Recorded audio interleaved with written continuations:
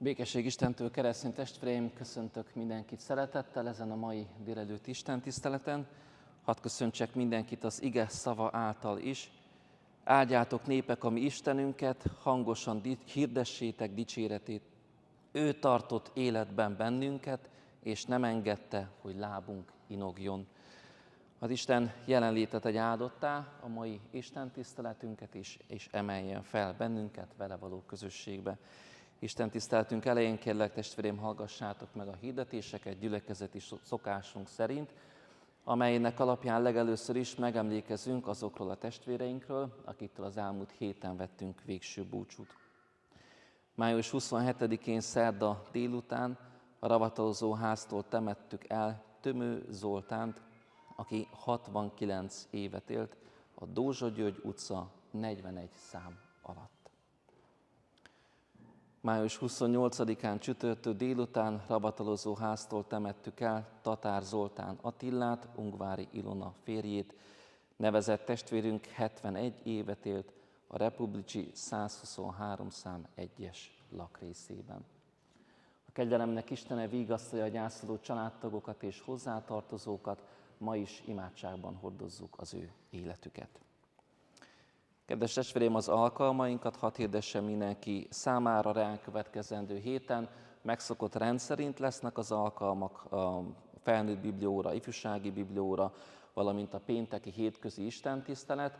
Annyi jön be még majd pluszba, hogy pénteken délelőtt is lesz istentisztelet, hiszen délelőtt 11 órakor lesz majd a 12. osztályosoknak a ballagása, ami ugye megszokott rend szerint gyülekezeti istentiszteleti keretben történik. Tehát ezekre az alkalmakra is szeretettel hívunk és várunk mindenkit. Június 6-án szombat délelőtt lesz egy egyházmegyei program, majd Nagyváradon, Nagyvárad-Biharpüspökiben, Ima és egészség címen lesz egy ilyen egyházmegyei találkozó, úgyhogy akik szeretnének részt venni, kérjük, hogy jelezzék ezt a szándékot. A helyek száma korlátozott, de azért van hely, de örülünk, hogyha legkésőbb olyan szerdáig jelzik nekünk, hogy akkor kik azok, akik szeretnének részt venni ezen az alkalmon. Hát a téma az ima és egészség, ugye ebben az évben az imádság éve van egyházkerületünkben, illetve a Kárpát-medencei református egyháztestek nagy részében, és ennek mentén lesz ez a közös egyházmegyei nap. Aki szeretne csatlakozni, tehát kérjük, hogy jelezze. Szeretném már most előre hirdetni azt is, hogy az önkéntes szeretett szolgálat napunk majd június 20-án lesz. Ezt azért tettük el egy ilyen távoli időpontra, hogy menjenek le a ballagások, 12-es ballagás, 8-os ballagás és a tanévzáró, és majd utána fogjuk megcsinálni a szokásos nagy önkéntes szeretett szolgálatunkat, templomtakarítással és egyebekkel. Tehát ez június 20-án lesz, csak már most is hirdetem. Ma is van gyermekfoglalkozás, majd Fábián Zsuzsa vallástanárnő várja hátul a gyerekeket, hozzá lehet oda menni. És az istentisztelet részeként egy díjátadásra is sor kerül, ahogyan azt hirdettük, szeretettel köszöntjük polgármester urat és képviselő urat, köszönjük, hogy itt vannak közöttünk, és a gyülekezeti alkalom majd úgy fog alakulni, hogy az igehirdetés után kórus fog szolgálni, és utána kerül sor a díjátadásra. Ehhez kérjük majd, hogy a gyülekezet maradjon, az istentiszteleti alkalma maradjon végig. Készüljünk tehát az ige hallgatására a 276-os dicséretünkkel, majd a 414-es dicséret első 4 versével.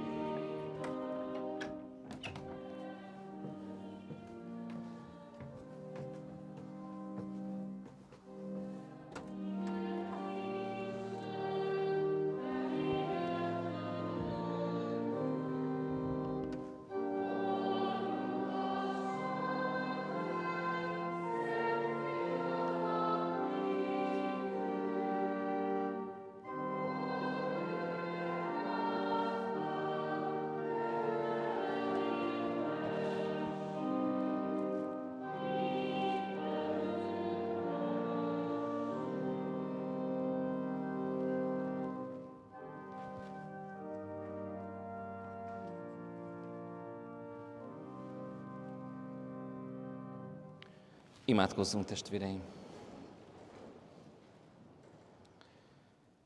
Szemeimet a hegyekre emelem, onnan jön az én segítségem. Az én segítségem az Úrtól van, aki teremtette az eget és a földet. Amen. Gyertek, tegyünk vallást a mi hitünkről, mondjuk el együtt fennhangon hitvallásunkat, az apostoli hitvallást. Hiszek egy Istenben, mindenható Atyában, mennek és földnek teremtőjében, és Jézus Krisztusban, az ő egyszülött fiában, ami Urunkban, aki fogantatott Szentlélektől, született Szűz Máriától, szenvedett Poncius Pilátus alatt, megfeszítették, meghalt és eltemették. Alászállt a poklokra, harmadnapon feltámadt a halottak közül, fölment a mennybe, ott ül a mindenható Atya Isten jobbján, onnan jön el ítélni élőket és holtakat. Hiszek Szentlélekben, hiszem az egyetemes keresztény anyaszent egyházat, a szentek közösségét, a bűnök bocsánatát, a test feltámadását és az örök életet. Amen. Hallgassátok meg, testvéreim, Isten igéjét, úgy, amiképpen az írva található Jeremiás próféta könyvének 29. részében, az első 14 versben. Isten igéjét Jeremiás próféta könyvéből olvasom, a 29. rész első 14 verséből. Kérlek, hallgassátok meg azt figyelemmel és lelki alázattal, helyeteket elfoglalva.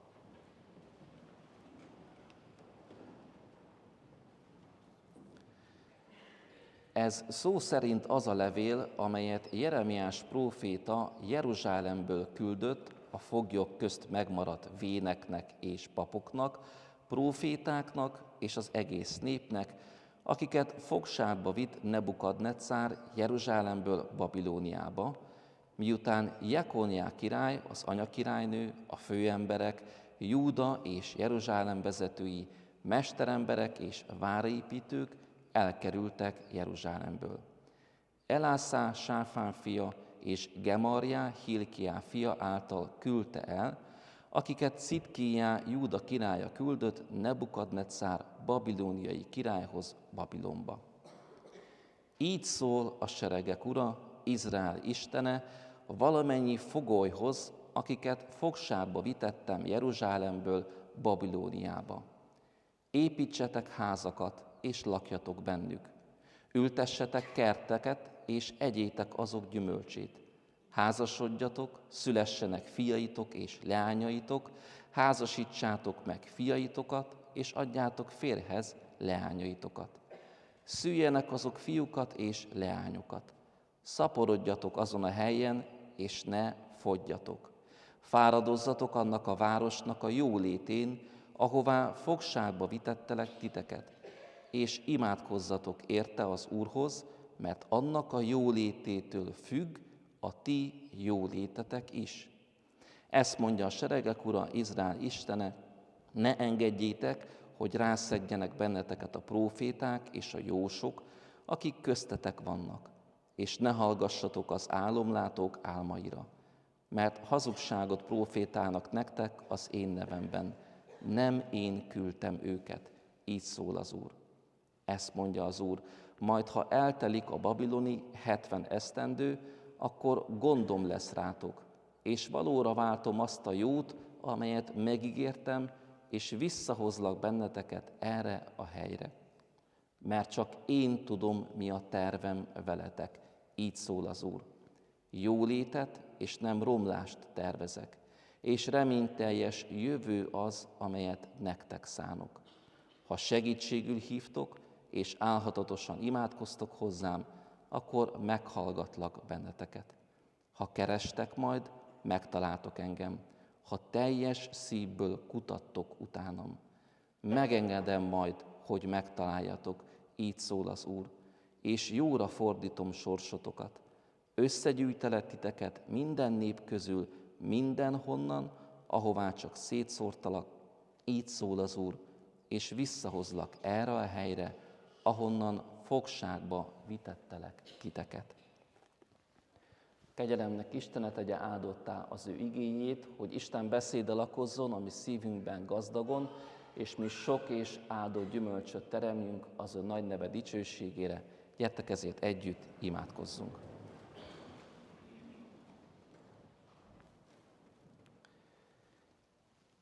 Felséges Istenünk, mennyei jó Atyánk a Jézus Krisztus által. Urunk, Te vagy az, aki ma is megszólítasz bennünket, és miközben mi közeledünk hozzád, a mi emberi kéréseinkkel, küzdelmeinkkel, vagy akár hálaadásunkkal ezen a mai napon, Te már elkészíted a magad üzenetét és gondolatát, amellyel megerősíteni és megszentelni akarsz bennünket. Valóban, Urunk, köszönjük, hogy Te voltál az, aki megtartottál bennünket. Nem csak az elmúlt héten őrizted meg a mi életünket, hanem ma arra tekintünk vissza, hogy hogyan őrizted és hogyan viseltél gondot akár erre a városra, erre a közösségre hosszú-hosszú éveken keresztül. Hisszük és valljuk, Urunk, hogy Te vagy a történelem ura. Te vagy az az Úr, aki uralkodsz életünk fölött, és gondviselésed mellett megmutatod a magad akaratát, kijelented az igét, azt a szót, amely nem csak utat jelöl számunkra, hanem formál is bennünk. Kérünk, Urunk, add, hogy ez a szó ma is teremjen bennünk gyümölcsöt. Hogy a Te szavad és a Te igéd ma is egy találkozás legyen, amikor elcsendesedünk és rád tekintünk. De úgy találkozzunk, Urunk, veled és a Te igéddel, hogy annak nem múljon el a hatása, hanem látszódjon meg a mi életünkön. Hiszen hisszük és valljuk, Urunk, hogy Te vagy az, aki megáldod életünket, megáldod munkánkat, minden tervünket és minden emberi célunkat. Miközben visszatekintünk a Te őrző és gondviselő kegyelmedre, előre tekintünk, Urunk, arra az ígéretre, amely szerint a reményteljes jövőt készítesz nekünk. Adorunk, hogy a Te szavad és a Te igéd által, útmutatásod által ebben megtaláljuk a helyünket, és megtaláljuk a szolgálatunkat. Kérünk, hogy így hallgass meg bennünket, így áld meg Isten tiszteletünket, hálaadásunkat, fiadért, a Jézus Krisztusért. Amen. A 414-es dicséret 5. versszakával készüljünk az ige hallgatására. Gyerekek mehetnek vallástanárnőhöz, mi pedig énekeljük a 414-es dicséret 5. versszakát.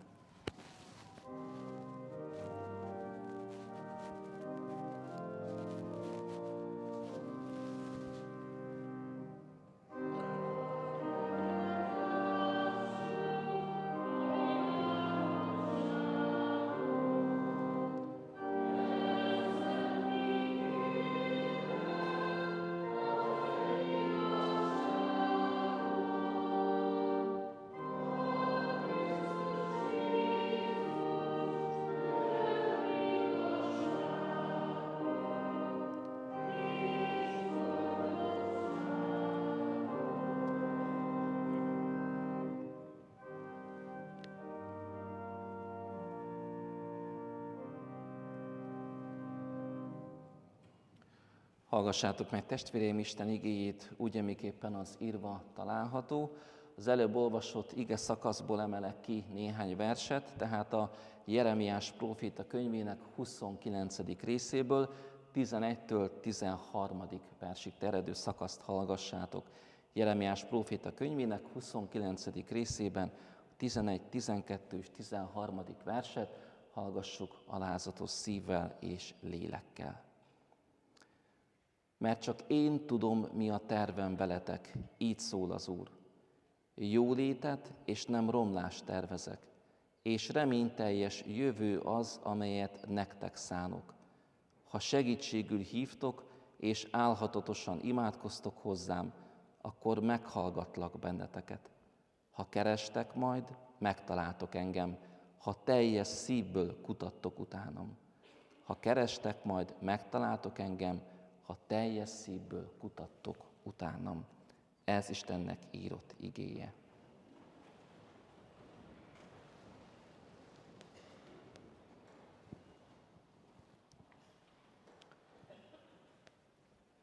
Kedves testvéreim, egy nagyszabású ünnepség van ezen a hétvégén, biztos nem árulok el ezzel nagy titkot, hiszen gondolkoztam, hogy vajon mikor fognak az illatok majd ide beáradni az istentisztelet ideje alatt, a bográcsfőzés alkalmából, de ugye azt ünnepeljük, és azért adunk hálát, hogy 420 éve itt van már ez a közösség, 420 éve Nagyszalonta városa jelen van, és hisszük, hogy meghatározó szerepet tölt be a mi magyarságunk életében és történetében.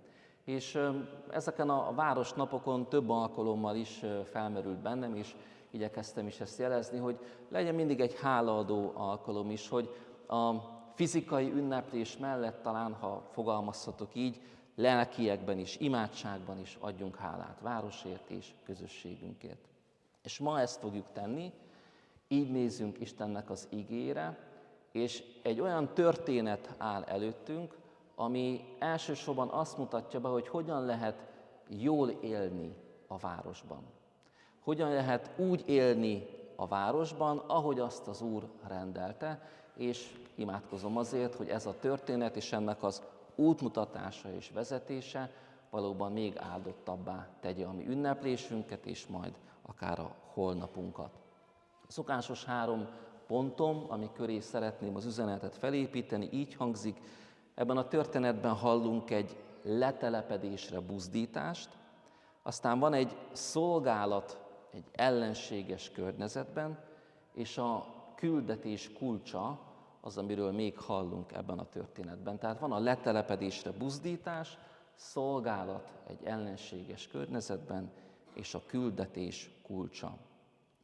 Letelepedésre buzdítás. Ugye itt is egy levélről olvasunk, a próféta levelet küld a népnek, annak a népnek, amelyik fogságba kerül, amelyben Isten arra bátorítja a népet, hogy építsenek házakat, vállaljanak munkahelyet, alapítsanak családokat, éljék ott az életüket.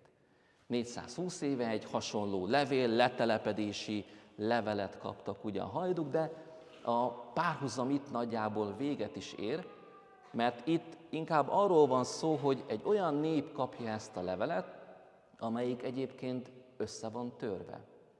Egy olyan nép, ami úgy lett elhurcolva idegen országba, Babilóniába, hogy közben átélte a saját országának, Izraelnek a vereségét, a pusztulását, a templom lerombolását. Tehát egy fizikai és lelki sokban van a nép, és miközben ebben a sokban vagy sok hatás alatt oda viszik őket Babilóniába, jön ez a levél, amiben Isten arra bátorítja őket, hogy házakat építsetek, családokat alapítsatok, végezzétek munkátokat, végezzétek a szolgálatotokat. Vagyis, hogy legyen ott nekik egy otthonuk. Nagyon-nagyon fontos az, testvéreim, hogy mi is nagyon sokszor hasonlóképpen vagyunk jelen a világban, mert hasonlóképpen szeretnénk a közösségünket otthonná tenni. Tegyük a városunkat otthonunká, az életterünket otthonunká. 2 példát hadd mondjak, az egyiket inkább fiatalok ismerik, egy népszerű zenekar, vagy zenei formáció nemrég egy olyan számot adott ki, aminek ez a ismétlődő címe, meg refrén, hogy otthonod legyen, ne házad, otthonod legyen, ne házad. És folyamatosan ennek üzenete jön újból és újból, de ha klasszikust akarunk idézni, akkor meg Tamási Áront idézzük, aki ugye azt mondja, azért vagyunk a világon, hogy valahol otthon legyünk benne. Erről van szó az igében, amikor arra bátorít Isten, hogy telepedjetek le, legyen házatok, hajlékotok, otthonotok. Nem feltétlenül erről van szó. Igen, arról van szó, hogy van egy kijelölt helyünk, egy kijelölt életterünk, amit ki kell alakítanunk ahhoz, hogy ott tudjunk élni. De a zsidóknál Isten elmondja, hogy majd visszahívlak benneteket a ti igazi otthonotokba. Hogy van nektek egy igazi otthonotok, van egy igazi hajlékotok, és majd oda vissza foglak gyűjteni benneteket. Ameddig ez a 70 év van, addig ott éljetek. De van egy igazi otthonotok. És kedves testvéreim, nagyon jó lenne, hogyha sokszor a hívő ember előtt is mindig ott lenne, hogy nekünk itt nincs maradandó városunk. Hogy nekünk van egy nem kézzel épített városunk és hajlékunk, ahova vár bennünket az Úr. Igen, mi is megkapjuk Istentől a bátorítást, a buzdítást, hogy ahova helyezett bennünket, ott építsünk otthont, hajlékot. De mindig előttünk kell legyen az, és ezt egyébként nagyon nehezen is kezeljük, hogy itt nincs maradandó városunk. Főleg, hogyha emberi céljaink és terveink nem valósulnak meg. Vagy nézzétek meg, sokszor ez a nagy elvándorlásoknak, vagy kivándorlásoknak is az oka, hogy hát nem ott akarok én otthont építeni, hanem a saját elképzeléseim, elvárásaim szerint, gondolva azt mindig, hogy külföldön kolbászból van a kerítés, de hogy ez mind azért van, mert szeretnénk mi itt építeni egy olyan otthont, ami nem ház, hanem igazi hajlék. És az Új Szövetség két helyen is, Jakab levelében és Péter levelében is jövevénynek, idegennek nevezi az embert. Azért, mert nem itt van a mi maradandó városunk. Tehát egyrészt van egy küldetésünk, egy feladatunk, hogy ahova helyezett bennünket az Úr, azt alakítsuk úgy, hogy otthon legyen, de az igazi otthonunk, az majd az Úrnál van.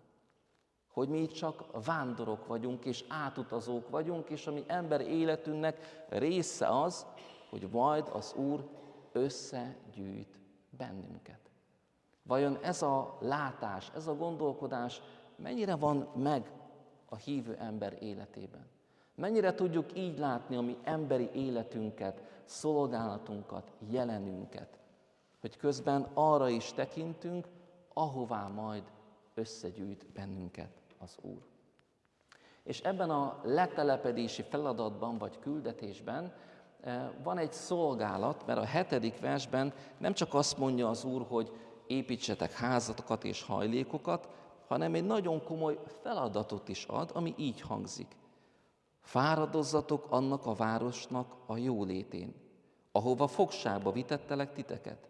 Imádkozzatok érte az Úrhoz, mert annak a jólététől függ a ti jólétetek is. Tehát nem csak ki kell alakítani egy környezetet, és egy ilyen zárt rendszert alakítsatok ki ott Babilóniában, hanem legyetek része a társadalomnak. Fáradozzatok a városnak a jólétén, munkálkodjatok érte. Ez a feladat, ez a küldetés. Ugye itt van egy feszültség, mert egyrészt munkálkodni kell a város jólétén, de közben pedig nem szabad beolvadni. Közben nem szabad átvenni ugye azokat a szokásokat, azokat a bálványokat, ami akkor és ott Babilóniában megvolt. Mit jelent ez? Arra kéri Isten a népet, hogy követ legyen. Hogy követként éljen. Mit jelent a követként élni? A követként élni nagyjából azt jelenti, hogy én B országból való vagyok, de A országban élek. A országnak a jólétén munkálkodom, de közben B országnak a törvényeit, az értékrendjét, a vezetését próbálom az jelenlegi A országomban megjeleníteni és megmutatni. Ez a követnek a feladata. Ez a követnek a dolga. És itt 3 fontos feladat van, hogyha még jobban szétszedhetem ezt. Az első, hogy a követnek beszélnie kell annak az országnak a nyelvét, ugye? Tehát 2 nyelven kell beszéljen, beszélnie kell egyszer a küldő országnak a nyelvét, az ő igazi otthonának a nyelvét, meg annak az országnak is a nyelvét, ahova helyezte őt az Úr. A második feladata a követnek, hogy a 2 ország között hidakat építsen. A kultúrában, az értékekben, a művészetben, a társadalomban építsen hidat B ország és A ország között. És a harmadik feladat pedig az, hogy ne felejtse el soha az ő eredeti országának, otthonának az értékrendjét, a kultúráját, az üzenetét, mindazt, amit az jelent. Ez a követnek a feladata, ez a követnek a dolga. Vagyis még egyszer fordítsuk ezt még jobban a mi életünkre nézve. Ugye mi is, ha azt mondjuk, hogy mennyei polgárok vagyunk, Isten gyermekei, Isten kiválasztottai Jézus Krisztus által, akkor hívő emberekként elsősorban az is feladatunk, hogy beszéljük annak a társadalomnak a nyelvét, amelyben élünk, amely a mi mindennapjainkat meghatározza. A második nagyon fontos, hogy próbáljunk a keresztény értékek és a társadalmi értékek és kultúra között hidat építeni, kapcsolatot építeni, hogy hol vannak a találkozások, hol vannak a kapcsolódási pontok. És a harmadik feladatunk pedig az, hogy soha ne felejtsük el, hogy közben mi az eredeti Isten országa, értékrend az, amit mi képviselünk ebben a világban. Na most a zsidók számára a 2 volt a legnehezebb. Nekünk a 3 a legnehezebb. Miért? A zsidók számára a 2 volt a legnehezebb, nem is a nyelvnek a megtanulása, meg beszédje, hanem sokkal inkább az, hogy ők kapcsolódni tudjanak ahhoz a kultúrához, ami teljesen idegen nekik. Amit ők abszolút pogánynak tartanak, meg bálványimádónak, meg ráadásul ugye le is igázta őket. Ők minden nap, amikor egy bálvány szobor előtt kell elmenjenek, a hideg rázza őket, és ezzel a kultúrával teremtsenek ők kapcsolatot. Nekik a második volt a legnehezebb. Hogy az az egyedi kultúra, amit az Ószövetségben a zsidó nép képviselt, az hogy a csodába fog kapcsolódni a babilóniaknak az életéhez, a társadalmához, a kultúrájához. Nekünk a 3 a legnehezebb. Mert mi már abban élünk, testvéreim, hogy mi már nagyon tudunk kapcsolódni a kultúrához és a társadalomhoz. Mi már nagyon be tudunk olvadni, és nagyon részesei tudunk lenni annak, ami körbevesz bennünket, csak közben mi feloldódunk. Közben elfelejtjük, hogy eredetileg mit kellene képviseljen a kereszténység a világban, a kultúrában és a mindennapi életben.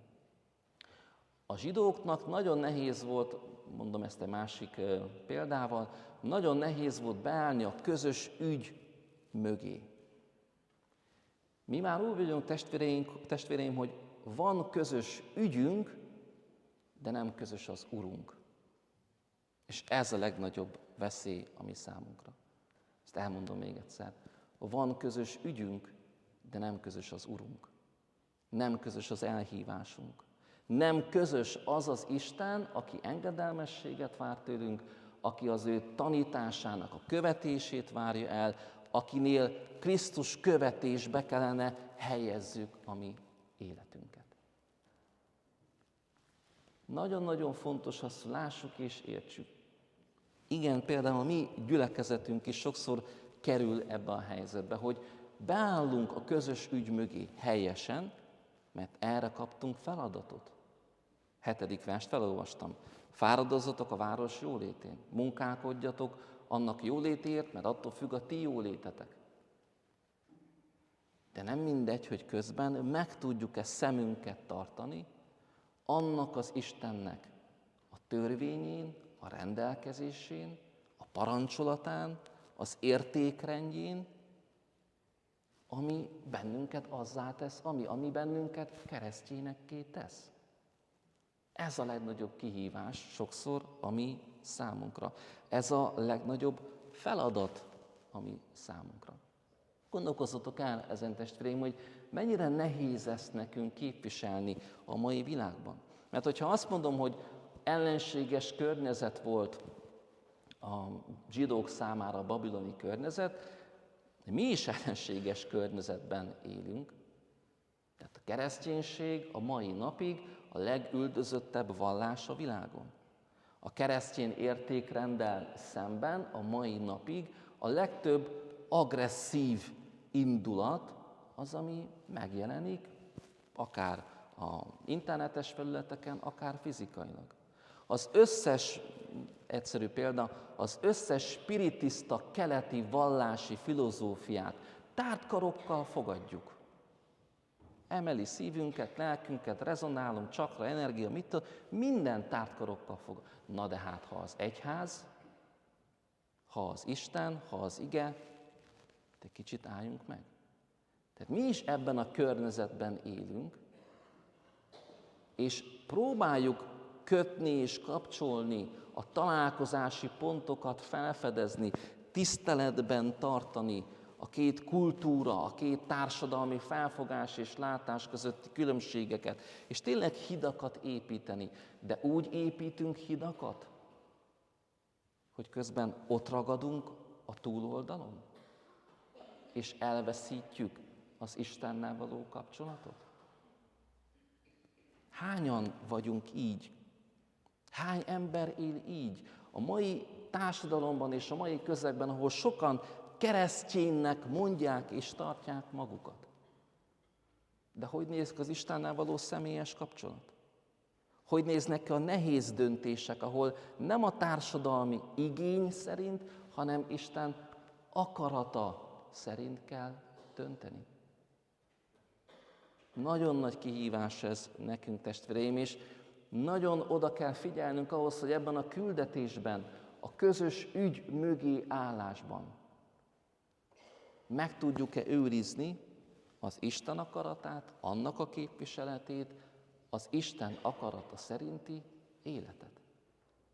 És ennek a küldetésnek van egy kulcsa. Én ezt a 3 verset emeltem ki, 11. verstől 13. versig, de az egész szakaszról prédikáltam. Van egy kulcsa ennek a küldetésnek, amit ugye így hallunk ebben a szakaszban. Reményteljes jövő az, amelyet nektek szánok, ha segítségül hívtok, álhatatosan imádkoztok, ha kerestek, majd megtaláltok, ha teljes szívből kutattok utána. Tehát mi a kulcsa annak, hogy tudjunk is a közös ügy mögé állni, a társadalomban jelenni úgy, ahogy arra Isten nekünk megbízást adott, de közben ne veszítsük el azt, akik vagyunk. Mi a kulcsa ennek? Hogy folyamatosan, álhatatosan, kitartóan ezeket a szavakat használja a Szentírás. Csak az Úrra nézünk. Legalább annyi energiát, ha nem többet szánunk arra, hogy Istenre figyeljünk, mint amennyi energiát szánunk arra, hogy otthonunk legyen, ne házunk, vagy arra, hogy a közösség, a társadalom ügyét próbáljuk előre vinni. Legalább annyi energiát, legalább annyi időt szánni rá. Megvan ez? Tudunk ilyen kitartással, ilyen alázattal, ilyen álhatatossággal az Úristenre figyelni? Vele foglalkozni? Egy nagyon egyszerű párhuzamot hadd adjak, ami még inkább valóságossá teszi ezt a képet. Gondoljatok, testvéreim, Jézus Krisztus személyére. Jézus Krisztus személyére. Nála nagyobb követ nem létezett. Ő volt az, aki belépett ebbe a világba, és vállalta ennek a világnak minden mélységét, minden nyomorúságát, minden küzdelmét. Vállalta azt, hogy gyalogol, vállalta azt, hogy feltörik a lába, vállalta azt, hogy találkozik viszályal, ellenségeskedéssel, vállalta a szenvedést, sőt, még vállalta a halált is. És hogyha megnézzük Jézus Krisztusnak az életét, talál bárki olyan pontot, amikor megszakadt volna az atyára való figyelése a Krisztusnak? Amikor feloldódott volna az ő küldetése, üzenete, szolgálata? Amikor a társadalmi igények, a rómaiak akarata, vagy a farizeusok akarata szerint picit finomított, vagy enyhített azon, amit ő mondani akar. Találunk ilyet? Sehol nem olvasunk ilyet. Sőt, arról olvassunk, hogy nagyon sokszor, hogyha valaki csak Jézus életét olvassa az Új Szövetségben, akkor azt látja, hogy Jézus sokszor csak úgy eltűnik, aztán csak úgy megjelenik. Mert hogy mindig elvonul, hogy folyamatosan tartsa a kapcsolatot az Atyával, aki elküldte őt erre a világra. És soha nem engedett mondjuk így még egy jottányit se, még egy pontocskát se abból, amit az Isten kijelentett. Az ő ígéből és az ő szavából. Szoktam azt mondani, testvéreim, hogy Krisztus és az Atya közötti tökéletes szeretet kapcsolat egyetlen egy helyen szakad meg. Amikor Jézus azt mondja, hogy én Istenem, miért hagytál el engem? A kereszten egy pillanatra megtörik ez a kapcsolat azért, hogy az én emberi megtört kapcsolatom az Úrral helyreálljon. Hogy én lássam és értsem, hogy nekem is milyen feladatom, milyen küldetésem, milyen szolgálatom van ebben a világban. Tehát ez a mi küldetésünknek a feladata. Akkor leszünk, hiszem, jó szolgái, értsük most jól ezt a szót, szolgálattevői, sáfárai ennek a városnak és ennek a közösségnek. Ha keresztény emberként nem csak ügyeket képviselünk, hanem keresztény emberként az Isten ügyét képviseljük. Hogyha Isten akaratával vagyunk jelen. És ez egy mérhetetlenül nehéz feladat, testvéreim. Ez egy mérhetetlenül nehéz feladat, nem könnyű. Nem csak azért, mert a világ ellenünk dolgozik, nem csak azért, mert sokkal könnyebb ügy mögé beállni, mint Isten országának a szolgálat tevőjévé válni.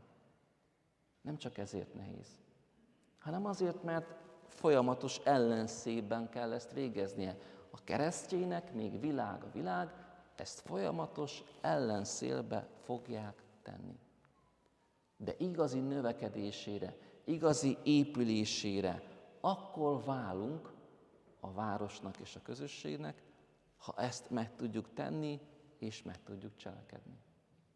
A zsidó nép 70 év elteltével, áldással, Isten áldásával tér majd haza, és építi fel újból a várost, mert tudta teljesíteni a követnek ezt a 3-as felosztását.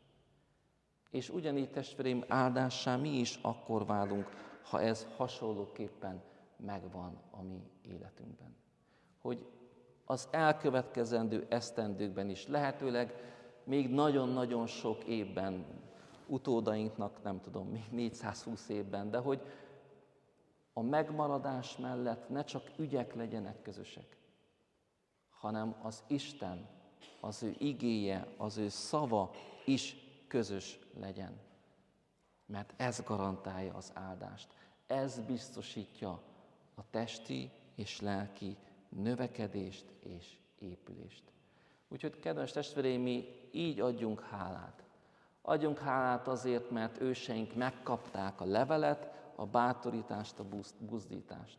Adjunk hálát azért, mert Isten minket is arra bátorít és buzdít, hogy mi is végezzük ezt a küldetést a városért, a közösségért, családtagjainkért, szeretteinkért. És soha ne felejtsük el, hogy a követ, a krisztusi követ küldetése nem csak ebben merül ki, hanem részese az Isten akarata, az Isten kijelentése, az Isten országának értékrendje, és annak minden velejárója. Ez adja az áldást, a gyümölcsöt a mi életünkre.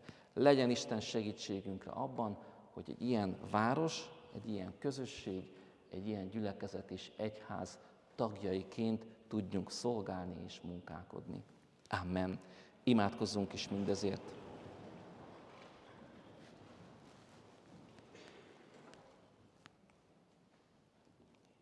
Felséges Istenünk, mennyei jó Atyánk a Jézus Krisztus által. Urunk, hálásak vagyunk azért, hogy a Te jelenléted által otthont tudunk építeni.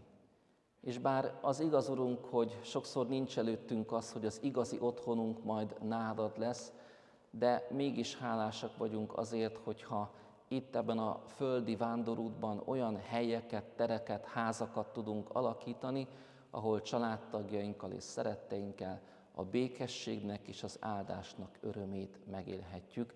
Köszönjük ezt neked, Urunk! És köszönjük azt, hogy Te feladattal is bízol meg bennünket, hogy mindig tudnia kell minden keresztény embernek, hogy küldetése van.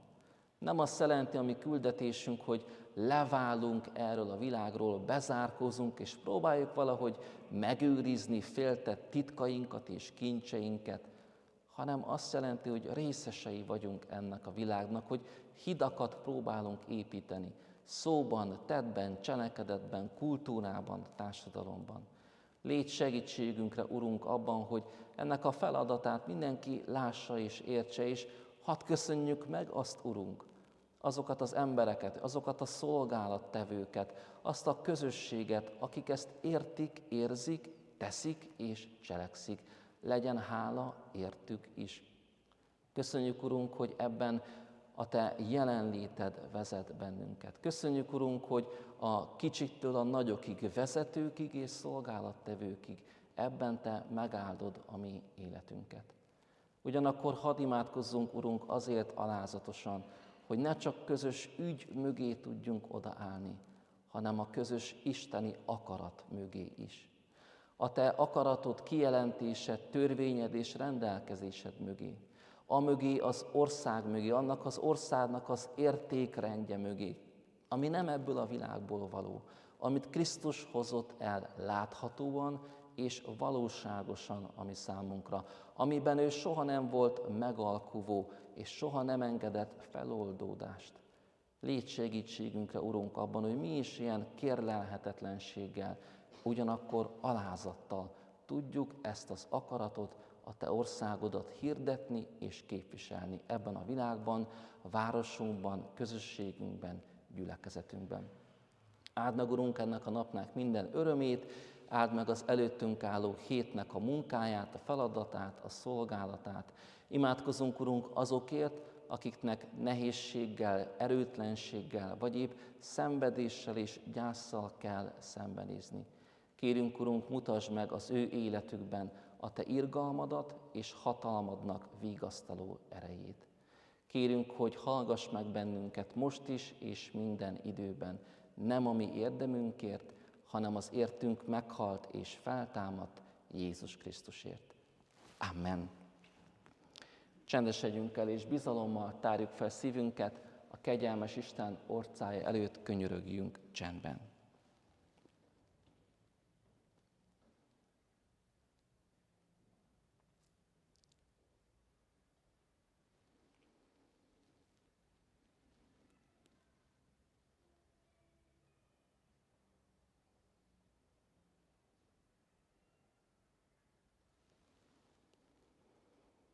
Áldott az Isten, aki meghallgatja könyörgéseink szavát. Ti pedig azért így imádkozzatok. Mi atyánk, aki a mennyekben vagy, szenteltessék meg a te neved. Jöjjön el a te országod, legyen meg a te akaratod, amint a mennyben, úgy a földön is. Mindennapi kenyerünket add meg nekünk ma, és bocsáss meg vétkeinket, miképpen mi is megbocsátunk az ellenünk vétkezőknek.